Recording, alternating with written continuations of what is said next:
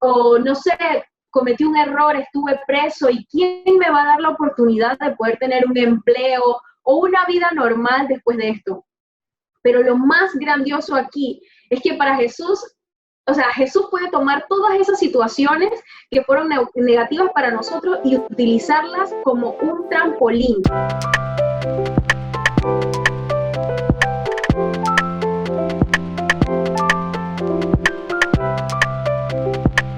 ¿Cómo están ustedes? ¿Cómo la han pasado en este tiempo raro, complicado de aprendizaje? Bueno, nosotros verdaderamente que creo que como hemos conversado muchas veces, es un tiempo que nadie esperaba, un tiempo histórico, un tiempo donde estamos marcando como un precedente en donde nosotros le vamos a comentar a nuestros nietos algo que generaciones no lo han visto. Okay. Pero creo que esto no tomó por sorpresa a Dios. Y nada toma por sorpresa a Dios, ya esto estaba en el calendario de Dios y es increíble que todo este tiempo ha sido de bendición porque nos ha ayudado a nosotros a tener un poco más de compartir, un poco más de tiempo con Dios, porque a pesar de uno ser cristiano, a veces la rutina, a veces el tanto servir a Dios puede aún quemarnos dentro de la iglesia, porque si no tenemos nuestra intimidad, podemos trabajar para Dios, pero no conocer para quién verdaderamente trabajamos. Exactamente, trabajar para Dios, pero sin Dios, ¿no? Nos metemos como en una rutina y al final lo que hacemos es vacío, está vacío, ¿no? Así mismo. Y Dios se mueve, pero por la misericordia infinita de Él solamente. Así mismo. Y sí. Algo también es que, ¿sabes? Este tiempo personalmente a mí me ha ayudado mucho. Yo la verdad es que esto del confinamiento para mí no fue sorpresa porque ya yo tengo 8 meses, bueno, tengo 8 meses desempleada, así que tenía 8 meses ya en casa. Así que por ese tema no había problema, pero, ¿sabes? En este tiempo de cuarentena he hecho muchas cosas que durante muchos meses atrás yo no hice. Y yo recuerdo que hace unas semanas atrás en Instagram vi varias personas que compartían una imagen que decía: gasté tanta plata comprando una agenda a principio de año y no sabía lo que me esperaba, o sea, como que ya no sirve. Y personalmente yo puedo decir que una de las cosas que más me ha ayudado en este tiempo ha sido tener una agenda y diariamente como preguntarle a Dios qué quieres que haga hoy. Tuve 2 días, y es como un testimonio para mí, tuve 2 días en los que no le pregunté a Dios qué quería que hiciera, sino que dije, bueno, ya yo sé, voy a hacer esto, voy a hacer lo otro, no sé qué, me olvidé. Esos 2 días tuve con un dolor de cabeza horrible, y le decía a Jan que me hiciera masajes, con dolor en la nuca, y ayer en la noche hablábamos con nuestro líder de escuela dominical, y él me compartía lo mismo.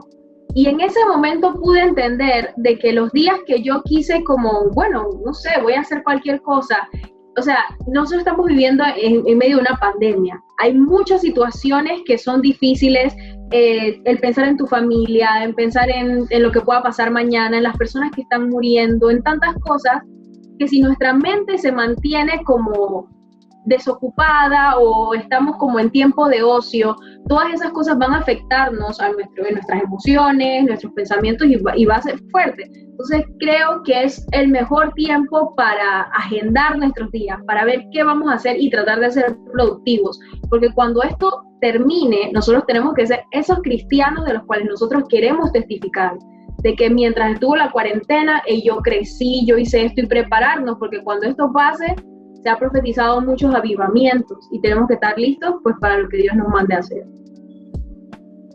Sí, me emociona mucho escucharlos y bueno, qué bueno que, como les decía al inicio, son ustedes, porque yo sé que ustedes tienen mucho por compartir, mucho por decir, y lo que más me gusta de esto es que nosotros somos jóvenes y se ha hablado mucho a lo largo de la historia de la humanidad de que los jóvenes, contrario a lo que nosotros pensamos, la gente un poco más adulta o la gente que supuestamente sabe, nos ve a nosotros quizás como que no aportamos mucho o que estamos en la vida por vivir, no aportamos, no somos productivos.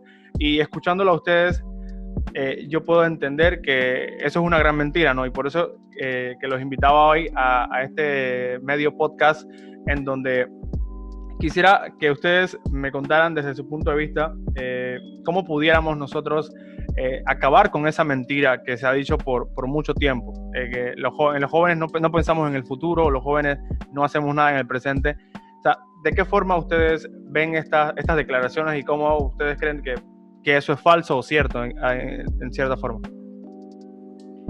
Bueno, yo principalmente creo que hay que estar claro de que el joven es joven y que el joven muchas veces es inconstante en su camino, y que muchas veces el joven necesita algo extra para poder ser motivado, para poder ser empujado a un nuevo nivel. Y eso lo sabemos. Nosotros hemos trabajado con jóvenes que un día están súper emocionados, que quieren tener negocio, que quieren servir a Dios, quieren vivirse por Dios, y tienen todas las ideas y tienen todas las ganas, pero de un día a otro simplemente ya no quieren venir a la iglesia, ya no quieren hacer el negocio, dicen no puedo, no lo voy a hacer bien.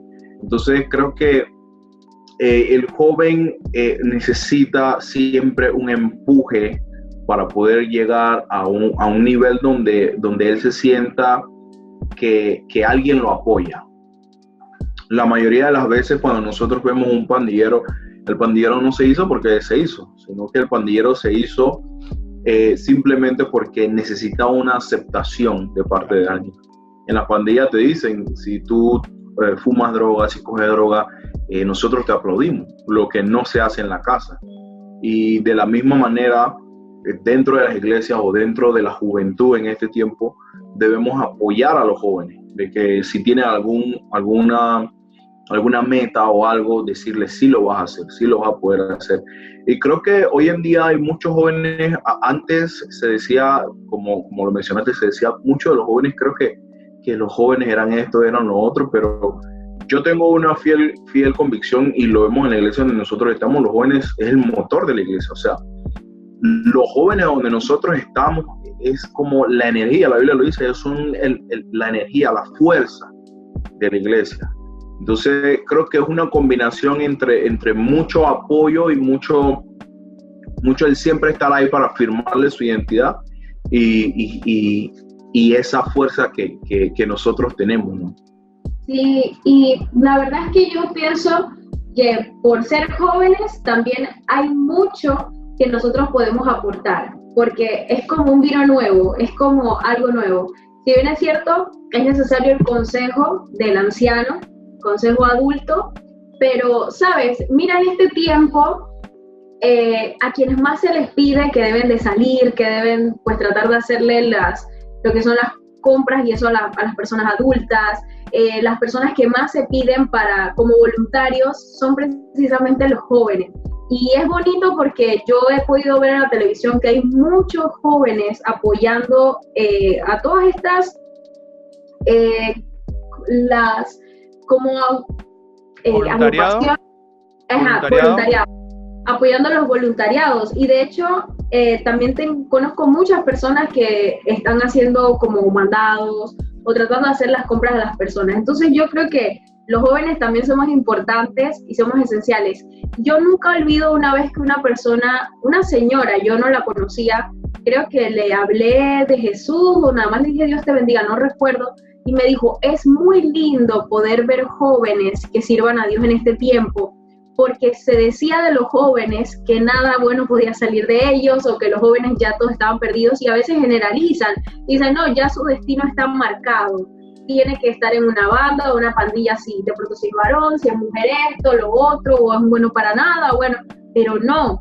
Yo creo fielmente, y ya también porque eso lo hemos conversado, de que se está levantando una nueva generación entre la juventud, una generación que ama a Cristo y que está dispuesta a todo por Él, una generación que está dispuesta a traer verdaderamente un cambio a nuestra nación.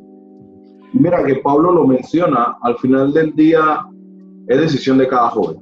nosotros hemos trabajado con jóvenes que han estado fieles, que han estado siempre allí, pero hemos estado trabajando también con jóvenes que un día están, otro día no están. O sea, al final del día es una decisión, pero Pablo hizo mucha referencia en esto. Una vez dijo que nadie tome en poco tu juventud. O sea, demuéstrales, pruébales a ellos que ellos están mal y que sus comentarios son errados. Y probárselo verdaderamente cuesta, pero vale la pena. Creo que en este tiempo tenemos una juventud que se está levantando, no solamente con una mentalidad de que voy a la iglesia, no, una mentalidad de negocio, una mentalidad de ganar, una mentalidad de que voy más allá. Esa es una mentalidad que a mí me impacta, porque la Biblia dice que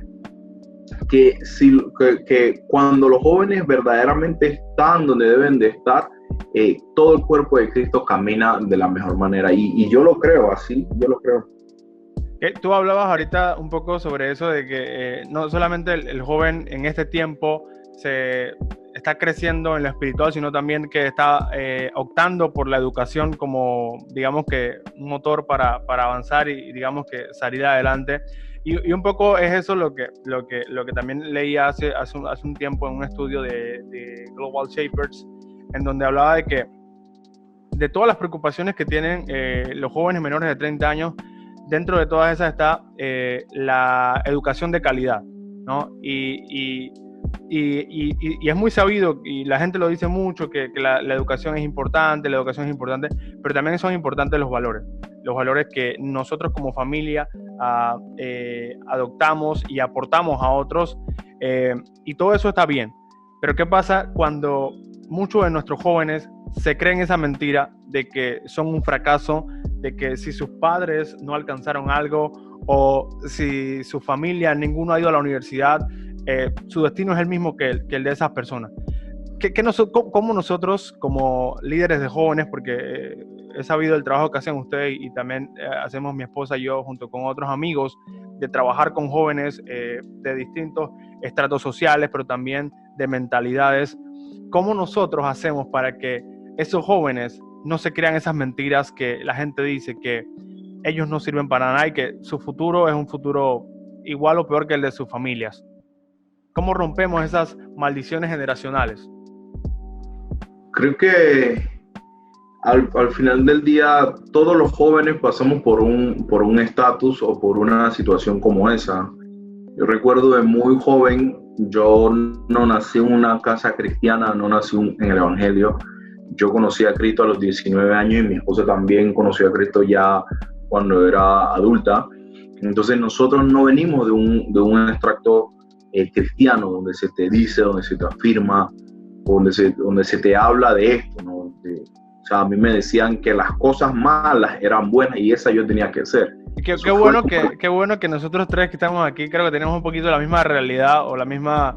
el mismo tipo, digamos así, porque, bueno, ustedes conocieron al Señor ya grandes, igual yo, en mi casa ninguno asistía a la iglesia, pero por la misericordia de Dios, no sé, Jesús me encontró y ahora estamos aquí, ¿no? Qué cosa tan grande. Disculpa que te interrumpa, pero era importante decir esto porque al final, donde tú nazcas no significa que ahí tienes que morir. Claro, ¿Sí? Claro, ¿no? Y es así, ¿no? Nosotros no venimos de un hogar cristiano y debemos entender que muchos jóvenes no vienen de hogares cristianos. Y también debemos entender que muchos jóvenes, a pesar de que vengan de hogares cristianos, vienen con una mentalidad o tienen como una carga, porque sabemos de que en los muchos años se le decía a los jóvenes y pensábamos que corregíamos a los jóvenes llamándolos brutos, llamándoles tú no puedes. O sea, ellos pensaban que esa era la manera correcta de educarlos y de hacerlos mejor personas. Y creo que esas palabras muchas veces hirieron a los jóvenes más que un golpe o más que un insulto. Cuando tú le dices a un niño que es un bruto, que es un inútil, que no lo va a poder hacer, cuando ese niño tiene 17 años, 14, 15 años, 16, 17, ese niño todo lo que enfrenta va a tener en su mente de que no lo va a poder lograr. Y eso es la realidad que tenemos hoy en día. Tenemos muchos jóvenes que llegan así, y creo que lo que rompe esto es hacer la diferencia entre qué es lo que el hombre piensa, como tu papá, tu mamá, quizás no son cristianos, tus tíos, tus tías, de que eres un drogadicto, de que eres esto, lo que sea, hacer la diferencia entre qué el humano piensa y qué es lo que Dios piensa de ti. Cuando entendemos lo que Dios piensa de nosotros, creo que ahí se rompe toda palabra, toda maldición, y comenzamos a entender de que Dios está orgulloso de nosotros, de que Dios está feliz con lo que nosotros hacemos, de que Dios se siente contento cuando nosotros verdaderamente lo intentamos. Eso verdaderamente rompe cualquier paradigma y cualquier mentalidad de cualquier joven. Así es. Y sabes que cuando hiciste la pregunta, recordé, yo creo que yo me convertí como a los 22, 23. Y recuerdo que toda mi vida yo creía en eso, dije el karma. Y de verdad que yo creí toda mi vida que las mismas cosas que mi mamá y mi papá tenían, que habían pasado, a mí me iban a suceder. De hecho, yo no creía en el matrimonio y de veras no creía en eso, porque mis papás se separaron. Y yo decía, como ellos lo pasaron, yo lo voy a pasar. Y te hablo porque yo aún tenía 22 años y mis papás se separaron cuando yo tenía 10 años, Agustín, y aún yo lloraba en ocasiones pensando, yo nunca me voy a poder casar, y no me voy a poder casar porque mi esposo me tiene que dejar, más todas las otras cosas que ellos pues en sus años de casados pasaron, y yo decía, también las voy a pasar. Y cuando tú llegas a conocer a Jesús, primero es como un choque, un impacto, como, ¿en serio? Lo que hayan sido mis papás no tengo que ser yo, de verdad hay algo diferente, de verdad me convierto en una nueva criatura y todas las cosas son hechas nuevas. Pero cuando vas viviendo esa realidad y vas viendo esa diferencia, de verdad que creo que esa fue una de las primeras cosas que a mí me enamoró de Jesús y me impactó, el ver de que todos los miedos que yo tenía se hacían nada delante de Él, y que todas las cosas que Él me prometía eran totalmente distintas a lo que yo sentía que yo debía vivir, porque aún yo decía, como mi papá hizo esto, bueno, Él va a tener que ver que las mismas cosas que Él hizo me pasen a mí. De verdad, yo siempre creí en eso, y no como una simple creencia, sino que yo hice eso parte de mí, esos eran mis pensamientos, y yo le doy muchas gracias a Jesús, porque si no hubiera sido por Él, de verdad que creo que definitivamente no estuviera aquí casada con el mejor hombre del mundo, lo siento. De verdad que no estaría aquí, más otras cosas que el Señor ha hecho grandiosas y que yo jamás imaginé. Pero de veras que para mí pues la clave está en Jesús, en conocerlo, y aunado a lo que Jan decía, yo solo quiero agregar, cuando tú entiendes de que Él te ama y que Él te ama por quien tú eres, Él te ama porque Él te creó, Él te ama exacto porque eres hijo. Él no te ama más ni te ama menos por las cosas que hagamos, aunque suene difícil creerlo. Él nos ama, simplemente nos ama. Y bueno, de ahí en adelante creo que ya es como que mucho más fácil entender y creer todo. Sí, sí. Yo creo que solamente para agregar ahí es como cuando el hijo pródigo. Yo recuerdo que cuando yo era niño, yo mismo, y hay que entender esto, el enemigo pone una semilla en tu cabeza, y a muchos jóvenes lo hace, o sea, pone una semilla, y esa semilla nosotros mismos le damos agua para que tire raíces y para que crezca, y el enemigo nomás te pone, tú eres feo, y tú vas pensando en eso, no, soy feo, me miro al espejo y digo, soy feo, qué feo, estoy gordo, uy, soy feo, me voy a quedar soltero para toda la vida. Y ahí te vas, hasta que llega a un estatus tuyo de depresión, de soledad, de mal, y yo quería, y aún, eso es un testimonio muy, muy grande, pero yo intenté suicidarme, o sea, yo intenté acabar con mi vida por todo lo que no se puede, no lo puedo, no soy. Cuando llegué a los pies de Cristo, todo eso cambió, como el hijo pródigo. El hijo pródigo se gastó todo el dinero de su herencia, o sea, esa herencia era quizás cuando se graduaba, cuando se moría para la universidad, quién sabe, y cuando se lo gastó en mujeres, en cerveza, en lo que sea, regresó a la casa. Y mira que cuando regresó a la casa no quiso regresar como hijo. Dijo, yo tengo que regresar, pero ahora voy a ser el esclavo de mi papá. Pero algo que debemos entender es que Dios no nos ama por lo que hacemos o por nuestros errores. Dice la Biblia que cuando el padre vio al hijo de lejos, dice la Biblia que el padre corrió hacia él. Y esto es una locura. Y es así como es Dios. O sea, Dios nos afirma y nos dice, sí puedes, sí lo puedes hacer. Y eso es lo que necesita el joven hoy en día. Y créeme, la religión antes le decía al joven, tú no puedes, no lo vas a hacer. Ustedes los jóvenes son rebeldes. Y eso es lo que yo crecí con eso y muchos cristianos aún han crecido con eso. De que no se puede. Pero Dios tiene una diferente historia para nosotros.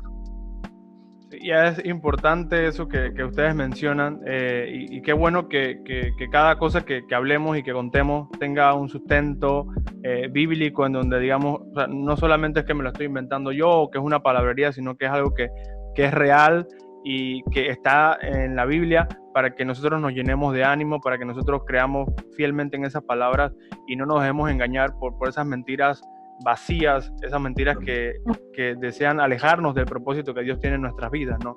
Entonces, cuando les preguntaba esto, mientras los escuchaba, pensaba en quizás las jóvenes que quizás han quedado embarazadas a temprana edad, jóvenes que han cometido errores de delincuencia y todo eso, y son ellos quizás los más bombardeados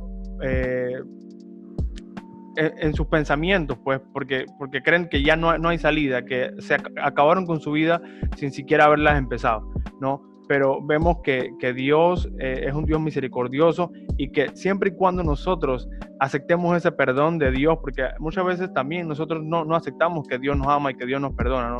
Por más que Dios nos diga, pero es que yo no me acuerdo de eso, ya ni siquiera me estoy acordando de esos pecados que tú hiciste en el pasado. Esas cosas no nos dejan a veces disfrutar del propósito de Dios en nuestra vida, ¿no? Entonces, no sé, algo más que ustedes quieran comentar. Esta es de nuestras primeras veces haciendo esto, así que tampoco que sabemos mucho de cómo va esto, ¿no? No, tranquilo, no. Y lo que más me impresiona es que tenemos jóvenes dentro de la iglesia que sirven, que aman a Dios y todavía cargan con estos dolores, cargan con estas culpas o con estos nombres que no puedo, no lo hago. Y cuando tú le dices a un joven, mira, yo quiero que tú te prepares para mañana y me des una enseñanza, te dice, no, yo no puedo, o sea, no lo puedo hacer, no lo sé hacer, yo no nací para eso, yo no estoy capacitado para eso. Y tenemos este problema dentro de la iglesia. Entonces, creo que a mí me impresiona mucho porque hay que entender de que el hijo pródigo, cuando regresaba de su rumba y de gastarse toda la herencia, él sabía lo que él tenía que recibir, y era ser esclavo, y era ser penalizado y ser apedreado en frente de todo el pueblo. Eso era lo que la ley decía que él necesitaba, que él no necesitaba, que él tenía que recibir. Eso era su castigo por las acciones. Y vemos a un padre que corre hacia su hijo, vemos a un padre que le dice a los jornaleros, le dice, matemos a la mejor vaca. Vemos a un padre que dice, tráeme el anillo. Y el anillo significa afirmación.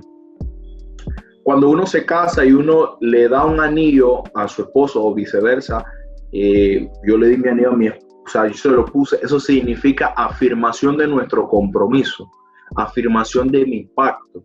Y el padre dice que le puso un anillo. ¿Sabe lo que le estaba afirmando? Le estaba afirmando su identidad como hijo. Le estaba diciendo, no importa tus errores, no importa lo que has hecho, tú sigues siendo mi hijo. Y lo más curioso de esto es que el mayor, el hermano se puso celoso. Dijo, yo estaba aquí, tú nunca me has hecho fiesta.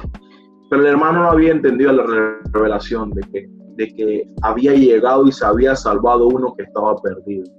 Y verdaderamente eso es, mira, cuando yo entendí esto, créeme que yo estaba en la iglesia y yo no me sentía suficiente para Dios. Yo sentía que Dios me amaba dependiendo de cuán fiel o cuánto yo trabajaba para Él.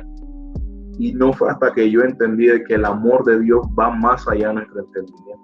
Y ahí fue donde pude explotar y sacar lo mejor de mí. Ahí fue donde pude, yo quiero hacer esto, quiero hacer lo otro. Y cuando alguien me dice, no lo voy a hacer, no lo voy a poder hacer, y me río. Porque yo sé quién soy yo como hijo y yo sé quién es mi padre.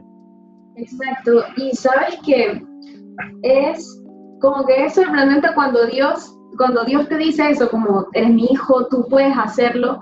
Y yo me apego mucho, por lo menos al versículo que dice que cuando nosotros venimos a Él, todas las cosas son hechas nuevas, porque todo es todo, la palabra todo no hace excepción a nada, todo es todo, totalmente. Claro, también depende de nosotros, en este caso, según lo que estamos hablando, creerlo, pero debemos entender de que somos una nueva criatura, o mejor dicho, Jesús nos ha dado la oportunidad de empezar de cero, de hacer todas las cosas que nosotros queremos hacer y de poder lograr.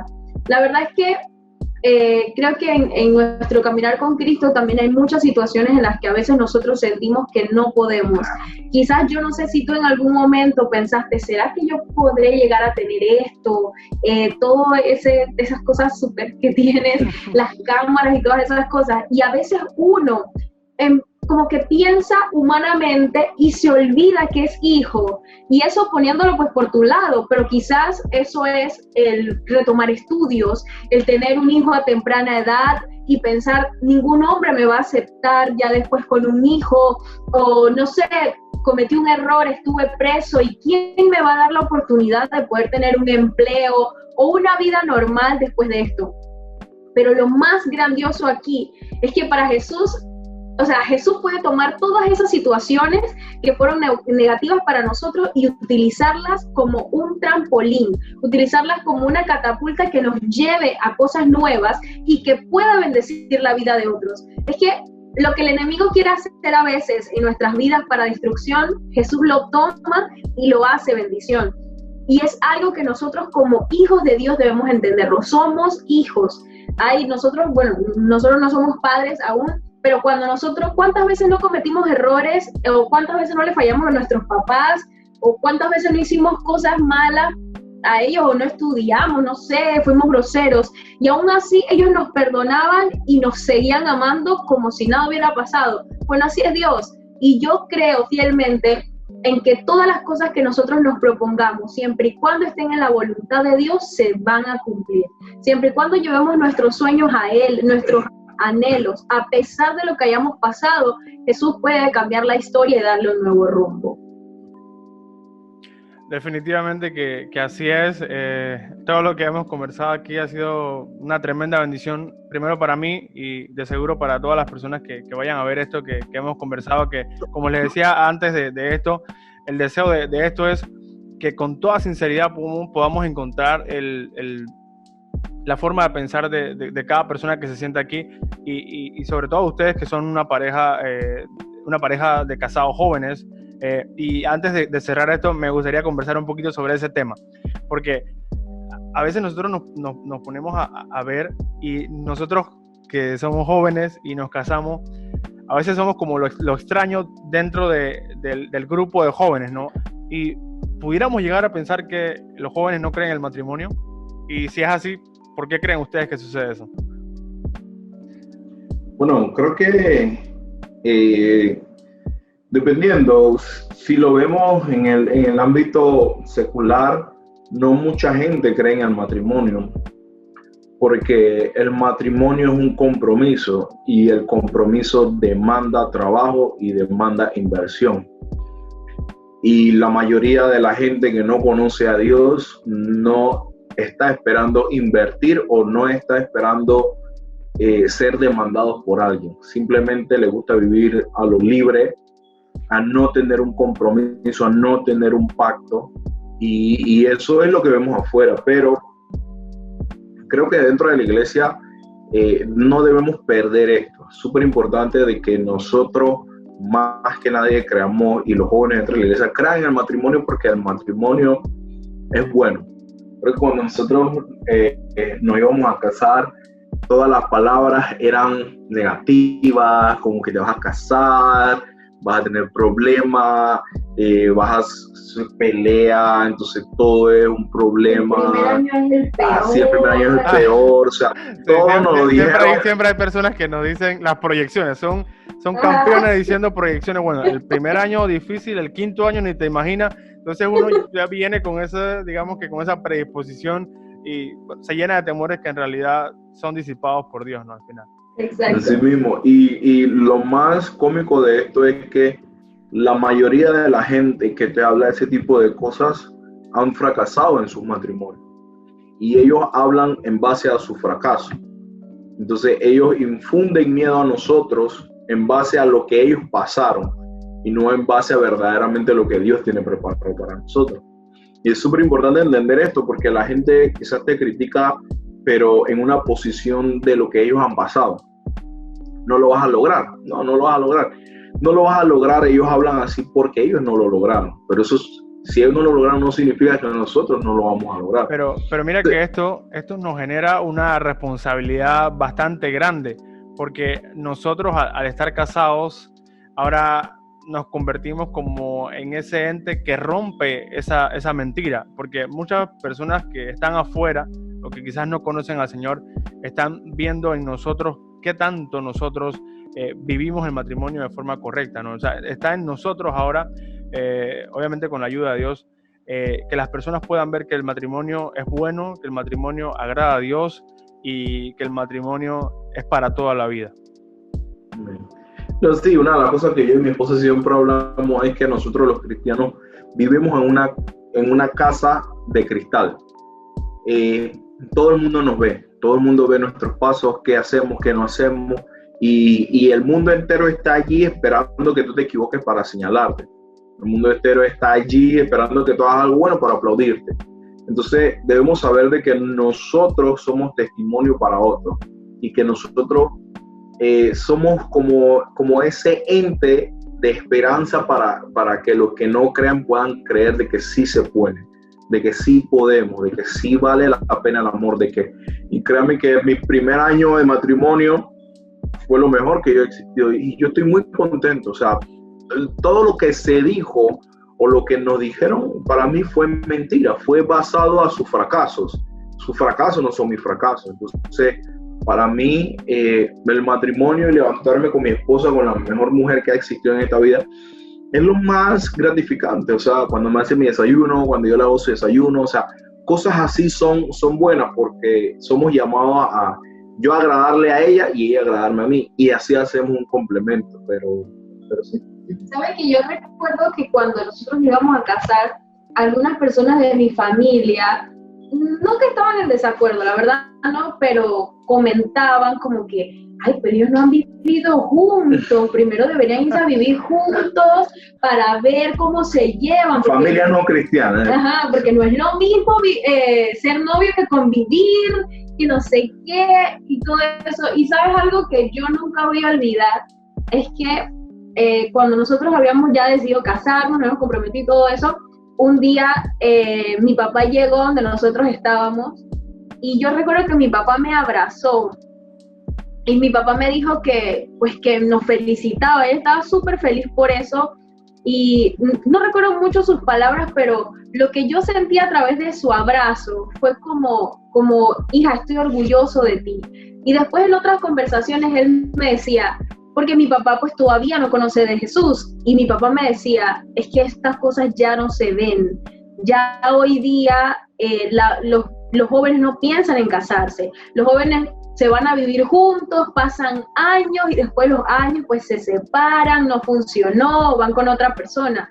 Y yo creo que es súper hermoso casarse bajo la voluntad de Dios. Y lo que Jan decía es muy cierto. También recuerdo que hubo un momento en donde muchas personas me hablaban las cosas negativas de sus matrimonios. Y conocí a una sola pareja que nos dijo, y era una pareja joven. Las otras parejas eran adultas, 10 años, 12 años, 13 años juntos de casados. Pero esta pareja joven, yo me acuerdo, me dijo, Sol, casarse es lo mejor que me ha podido pasar en la vida. Casarse es lo mejor. Creo que tenían 2 años juntos Entonces, yo creo que todos vamos a pasar pruebas diferentes y dentro del matrimonio no estamos exentos a eso. Claro que vamos a pasar pruebas, claro que es un proceso cuando empiezas a convivir, pero eso no quita que sea hermoso y eso no quita que nosotros juntos podamos vencer todas las pruebas. Así es. Oh, qué lindo ha sido este momento de conversar con ustedes, de poder hablar desde el corazón, hablar desde la experiencia y hablar también desde, digamos, lo nuevo, porque mucha gente dice, no, la experiencia es lo más importante, pero nosotros qué tanta experiencia podemos tener en matrimonio. Ustedes me llevan un poquito más de tiempo adelante, nosotros digamos que todavía estamos en la miel de la luna, pero ustedes ya van un poquito más adelantados, pero al final no hay diferencia en el disfrute de lo que ha sido el matrimonio, ¿no? Y el común denominador de esto, y es importante que lo digamos, es que el común denominador de estas relaciones es que Dios está ahí metido. O sea, creo que lo más importante, y creo que el mensaje, quizás se le puede olvidar a todas las personas todo lo que hemos hablado, pero si pueden recordar algo del tema del matrimonio, es la importancia de que Dios esté dentro del matrimonio, ¿no? Y a veces Amén. Hay personas que no están muy acostumbradas quizás a hablar de este tema, del matrimonio y de Dios. ¿Cómo nosotros podemos explicarle a alguien la frase Dios tiene que estar dentro de tu matrimonio? Wow, buena pregunta. Creo que, mira, yo he vivido sin Dios y mi esposa ha vivido sin Dios. Y créeme que si yo estuviera sin Dios, yo no estuviera con ella. Y lo mismo digo de ella para mí. Si ella estuviera sin Dios, no estuviera juntos. Tú dirás, Jan, pero ¿cómo así? Sí. Eso tiene que ser para siempre. Sí. Yo digo antes de. Lo que te digo es que cuando Dios entra en el matrimonio, hace lo que humanamente el hombre dentro del matrimonio no puede hacer. Humanamente no tenemos paciencia. Humanamente no tenemos amor. Humanamente nos agotamos. Hemos escuchado muchas veces en el matrimonio decir, ya se cansaron, ya no se aguantan. Pero ¿por qué no se aguantan? Y hemos visto esto muchas veces. O sea, ¿el amor verdaderamente se apaga?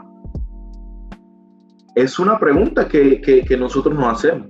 Y hay muchos matrimonios que viven preguntándose esto. ¿Qué pasa con mi matrimonio después de 20 años? ¿Se va a apagar el amor? Créeme que el único que puede mantener la llama del amor es Dios.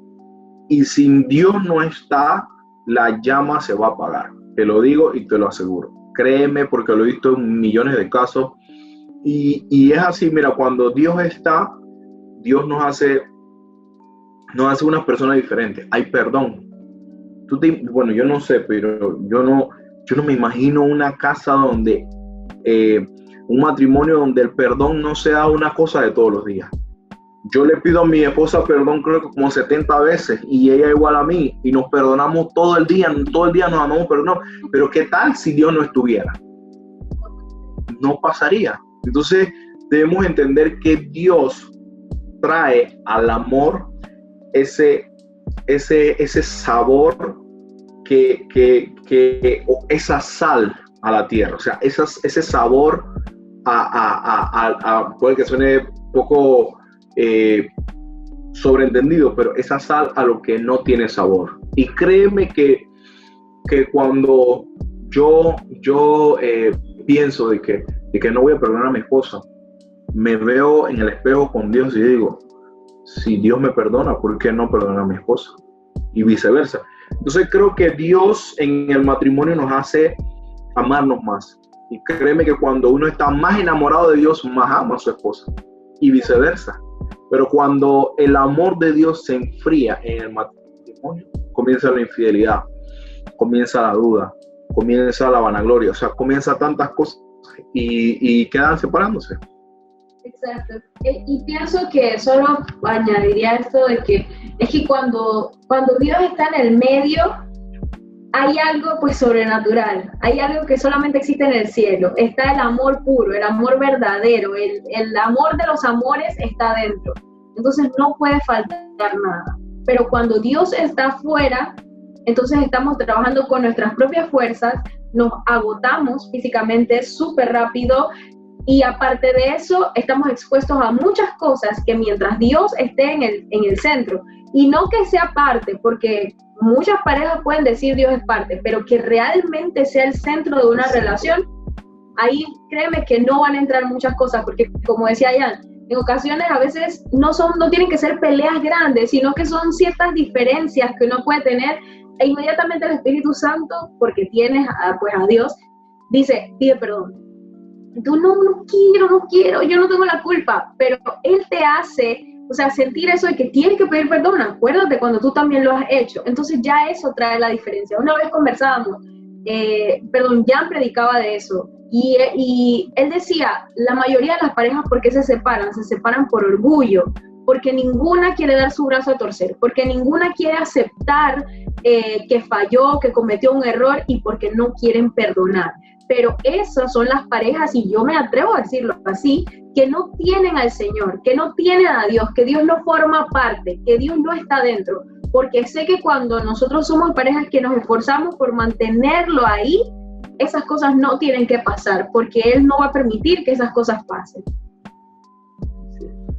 Wow, ha sido, nuevamente lo digo, un gustazo poder conversar con ustedes. La verdad que he sido demasiado bendecido con todo lo que hemos conversado y sé que Dios también ha estado en medio de esta conversación, de este Zoom.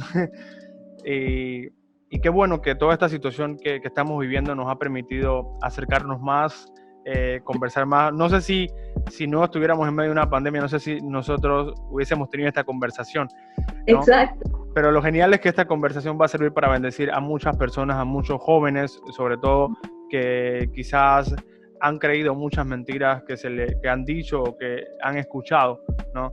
Y este Zoom, muy normal, muy humilde, será instrumento de Dios para romper con esas mentiras del enemigo y que haya ganancia en el cielo y que cada vez más personas reconozcan y acepten la paternidad de Dios y que acepten todo eso que viene junto con eso, ¿no?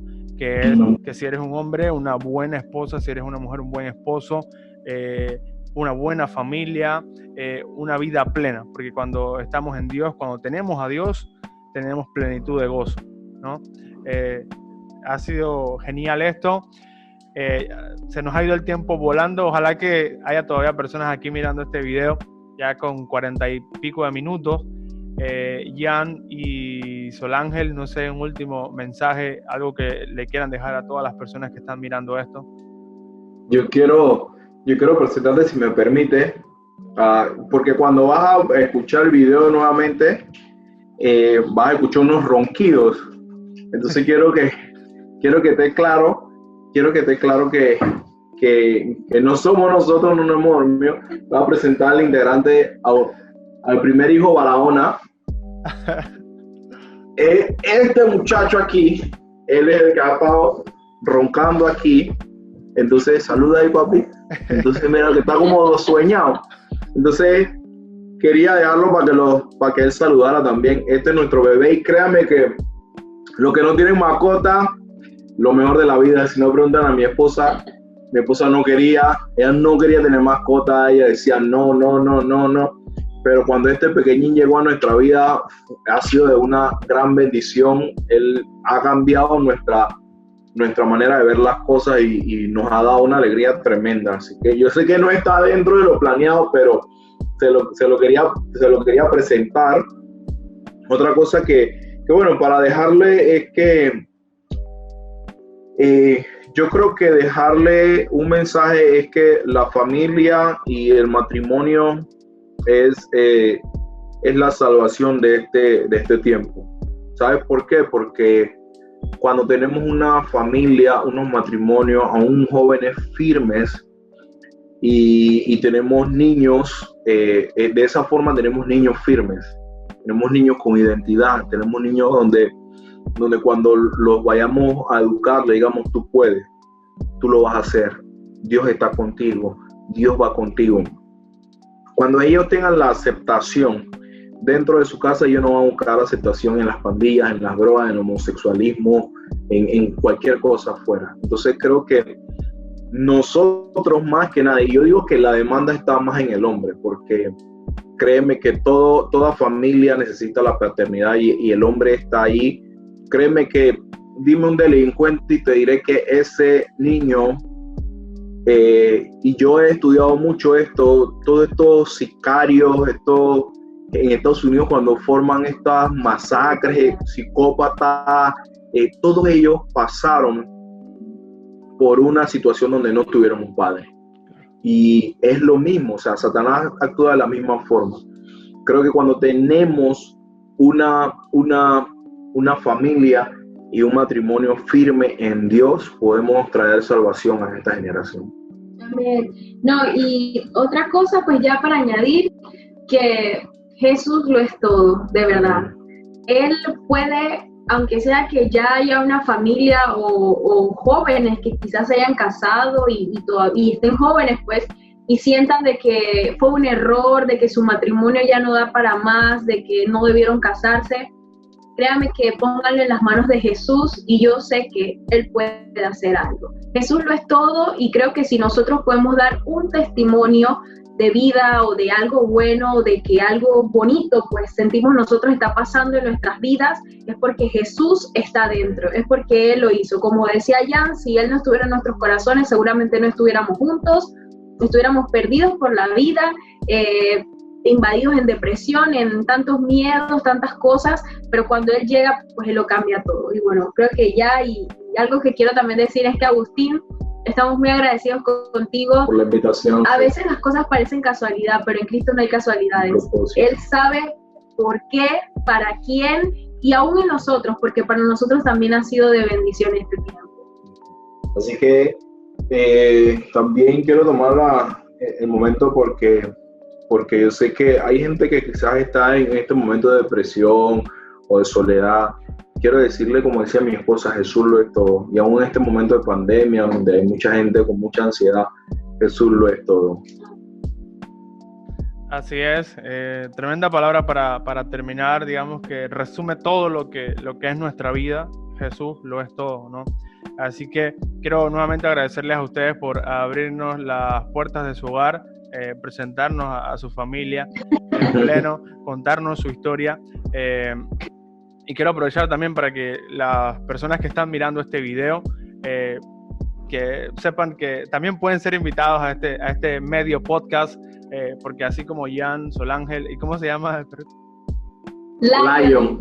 Y Lion, somos reales, no necesariamente somos famosos ni nada de esas cosas, somos personas que hemos vivido, que hemos aprendido de las cosas y que todas las cosas que Dios nos permite pasar es con un propósito para luego compartirlos con otros y también animarlos a seguir adelante. Así que, bueno, agradecidos con ustedes. Mi nombre es Agustín Castillo y estos fueron los segundos invitados de este medio podcast, Solángel, Jan y Lion. Así que muchísimas gracias a ustedes por estar con nosotros también. Así que Dios les bendiga, Dios les guarde y bueno, espero poder verles pronto cuando esto ya haya pasado y poder darles un gran abrazo. Claro que sí.